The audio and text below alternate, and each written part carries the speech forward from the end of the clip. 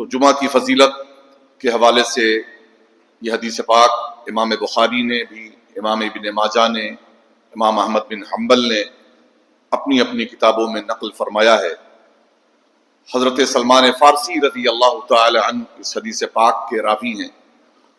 حضور نبی اکرم صلی اللہ تعالی علیہ وآلہ وسلم ارشاد فرماتے ہیں کہ جو آدمی جمعہ کے روز غسل کرے اور حسب استطاعت، اللہ نے جس کو جتنا موقع دیا ہے اتنی طہارت کرے، تیل لگائے اور خوشبو لگائے، پھر اپنے گھر سے نماز جمعہ کے لیے نکلے اور دو آدمیوں کے درمیان نہ گھسے۔ یہ بھی سنیں، مسئلہ بھی اس میں موجود ہے، دو آدمیوں کے درمیان نہ گھسے۔ اس میں گردن پھلانگنا بھی آتا ہے، گردن پھلانگنے کی تو بڑی سخت وعید بھی آئی ہے۔ مطلب یہ ہے کہ بس جہاں پر جگہ ملے وہاں سکون کے ساتھ بیٹھ جائے۔ میں اسی لیے ہر جمعہ کو یہ درخواست کیا کرتا ہوں کہ بھئی آگے کی جگہ خالی ہے، آگے چھوڑ کر آپ پیچھے صفوں میں کیوں رہتے ہیں؟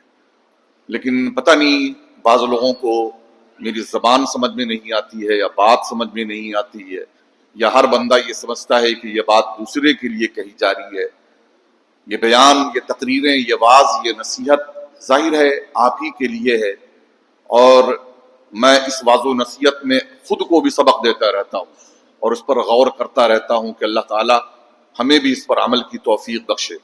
تو یاد رکھیں، تقریریں ہم نے کی، ہم نے سنی، لیکن اگر اس پر عمل کا جذبہ ہمارے اندر پیدا نہ ہوا تو یہ واعظ و نصیحت، تقریر، بیان، ساری چیزیں بیکار ہیں۔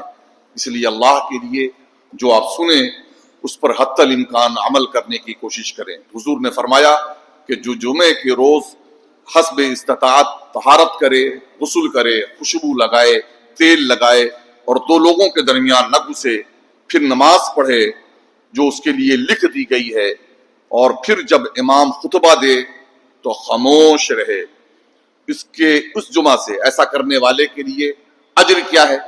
تو فرمایا کہ اس کے اس جمعہ سے دوسرے جمعہ تک گناہ بخش دیے جائیں گے۔ سبحان اللہ!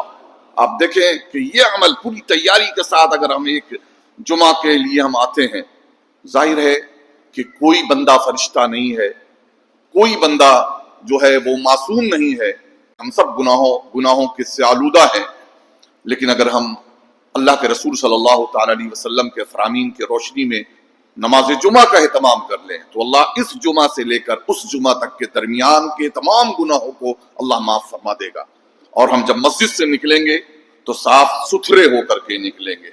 تو اللہ کریم ہم کو یہ توفیق بخشے۔